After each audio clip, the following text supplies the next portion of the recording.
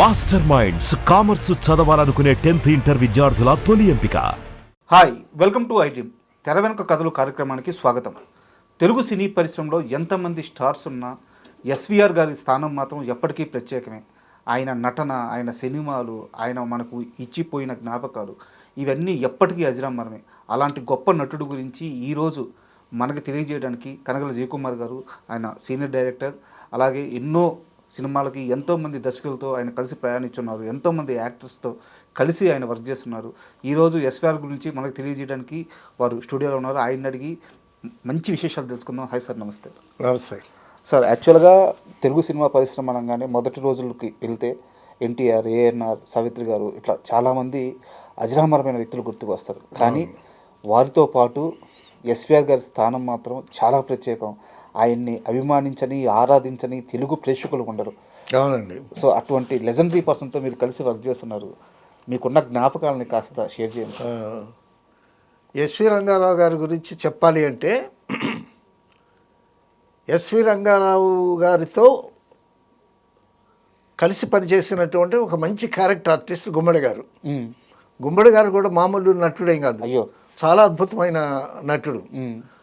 అటువంటి గుమ్మడి గారు ఎస్వి రంగారావు గురించి ఏమన్నారంటే, ఎస్వి రంగారావు గారు మన తెలుగు సినిమాల్లో పుట్టడం అది మన అదృష్టం, ఆయన దురదృష్టం అని అన్నాడు ఆయన. అంటే తెలుగు ఫీల్డ్ కాకుండా ఇంకా ఏదైనా కంట్రీలో పుట్టుంటే ఆయన వైభవం ఇంకా గొప్పగా ఉండేది అనేటటువంటి సదుద్దేశం అనమాట ఆయనది. ఎస్వి రంగారావు గారండి, ఆయన ఎంత భీకరంగా కనిపిస్తాడో ఆ భీకరమైనటువంటి పర్సనాలిటీలో ఒక చిన్నపిల్లాడి మనస్తత్వం కూడా ఉందండి ఆయన దగ్గర. నేను ఎస్వి రంగారావు గారితో సంపూర్ణ రామాయణ సినిమా చేశాను. సంపూర్ణ రామాయణ సినిమా చేస్తే ఎస్వి రంగారావు సెట్కి వచ్చారు. వచ్చి నేను మేకప్ వేసుకుని వస్తానని మేకప్ రూమ్కి వెళ్ళిపోయాడు ఆయన.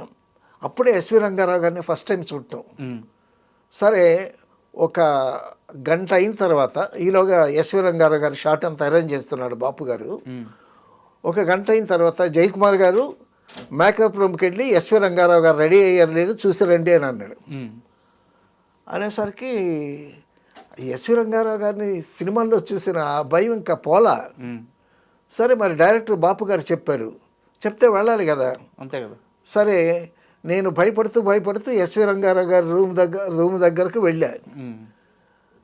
వెళ్ళి నెమ్మదిగా డోరు ఇలాగా తెరిస్తే ఆయనేమో ఎదురుగా కూర్చొని టిఫిన్ చేస్తున్నాడు ఇంకా. సో ఎదురుగా అద్దం ఉంది, ఆ అద్దంలో ఆయన కనిపించాడు. మరి అద్దంలో ఆయన కనిపిస్తే ఆయనకి నేను కూడా కనిపించి ఉంటాను కదా. ఎవరదే అని అన్నాడు. టక్కమని తలుపు మూసేశాడు. ఎవరదని గట్టిగా అరిచాడు. అరిచేసరికి నెమ్మదిగా తలుపు తీసి, సార్ నేను sir assistant director sir Jayakumar sir నా పేరు. ఎందుకు వచ్చావు అని అన్నాడు. ఏం లేదు, మీకు టిఫిన్ వచ్చిందో లేదో చూసి వెళదామని అని అన్నాను నేను. అసిస్టెంట్ డైరెక్టర్ అంటావు, టిఫిన్తో నీకేం పని అంతే కదా అని అంటే, సార్ మీరు మేకప్ అవుతున్నారు లేదో చూసి రమ్మన్నారు బాపు గారు. మరి ఆ మాట చెప్పే అనేసరికి ఎస్వి రంగారావు గారితో అసలే ఆయన సినిమాను చూసి భయపడుతూ ఉన్నానేమో, సో అది కాస్త రెట్టింపు అయింది. సరే, అయిపోయింది. ఆ మాట తీరు అలాగే ఉంటుంది సార్, ఆ పులి గంటింపు లాగే ఉంటుందా? అలాగే ఉంటుంది, ఆ మాట తీరు అలాగే ఉంటుంది. అసలు ఆయన సెట్లోకి రాగానే వైట్ హాఫ్ షర్ట్ వేసుకున్నాడు, తర్వాత లుంగి కట్టుకున్నాడు, వచ్చాడు. ఎవరు అసిస్టెంట్ డైరెక్టర్ అన్నాడు. అని అంటే మాలో ఒక అసిస్టెంట్ డైరెక్టర్ వెళ్ళాడు. ఏంటి ఇప్పుడు సీను అని అన్నాడు. సార్ మీరు సీత అది ఇది అన్నాడు. సీత ఎవరు అంటే చంద్రకళ. అదేతది అంజలి కాదా అని అన్నాడు.